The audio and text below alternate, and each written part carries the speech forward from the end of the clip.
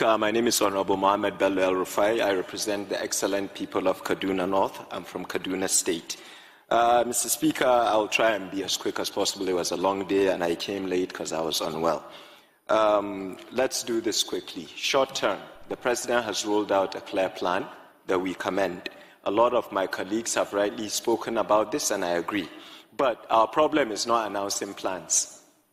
It's executing them with clear timelines. This Parliament must insist upon those timelines based on the President's recommendations.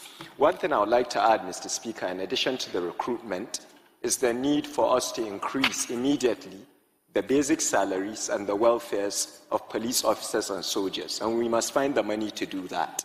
At present, Nigeria, put it this way, one police officer manages 600 Nigerians. The UN recommends that ratio should be 1 to 400.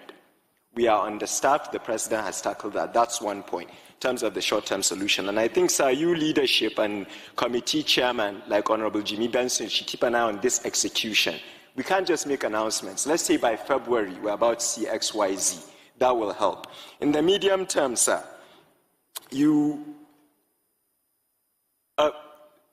there was a conviction recently of a terrorist, Boko Haram. I believe his name is Husseini Ismail. He was convicted for 20 years by a high court. He was a Boko Haram terrorist. Nnandi Kalu was convicted, I think, last week, and his own conviction said life sentence. I don't understand why one terrorist is getting 20 years and the other is getting a life sentence if you're saying that. I think Pastor made a good point. There's this idea that justice is served differently, and it affects the problem. Mr. Speaker, I'll conclude by saying this. I've been an advocate of state police. I've sought the wisdom of more experienced members like Honorable Sada Soli, Honorable Ado Dogwa, even yourself and the Speaker. I think the definition of insanity is doing the same thing over and over and over again and expecting different results. Somebody said that earlier. We cannot be sitting in Abuja and expecting operations to be efficient in Benue. We have to go back to communal policing. You that are older than us always tell us there was a time when if a guest comes to a community, everybody knows him.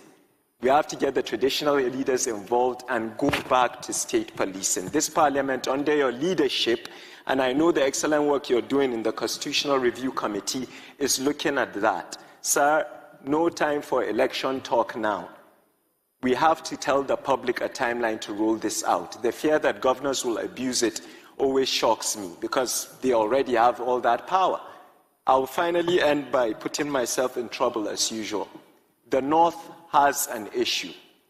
My honorable sister mentioned why we have become a breeding ground for such things. This is why. We are not sending our children to school. Of late, you have bandits on TikTok holding monies. The younger people, younger than myself, they have no employment and no skill because we've neglected them. It's a failure on all our parts over the years. Mr. Speaker, these young people go on TikTok and see a criminal holding minted cash. He's suddenly exciting. You want to emulate him. Mr. Speaker, we can do whatever we want to do in terms of FDI, IGR, investments, but we are failing in our primary duty, which is to protect the people we serve. We must increase the welfare of police officers. Recruitment should not be by allocation, sir. Each state should provide the exact amount of numbers. It should be digitized. We should look for young Nigerians that want to join the army to serve, not because it's a job that's seen as something else. I'm sorry if I spoke too friendly, Mr. Speaker. We are relying on you and the members of the Constitutional Review Committee to not only follow up with the President's excellent announcement, but to finally roll out state police in this country.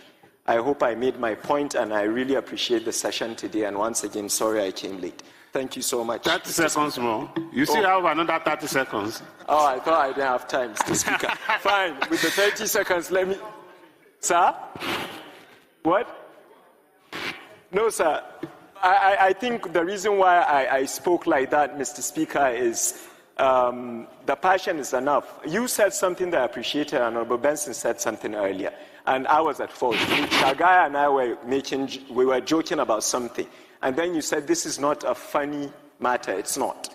I also would like to implore all of us here. This is not a time for weddings, for events, as you rightly said, for dinners or public. You know, we should show that. Time up, Honorable Rufai. Thank you very much. Thank you, sir. It's a pleasure. Thank you.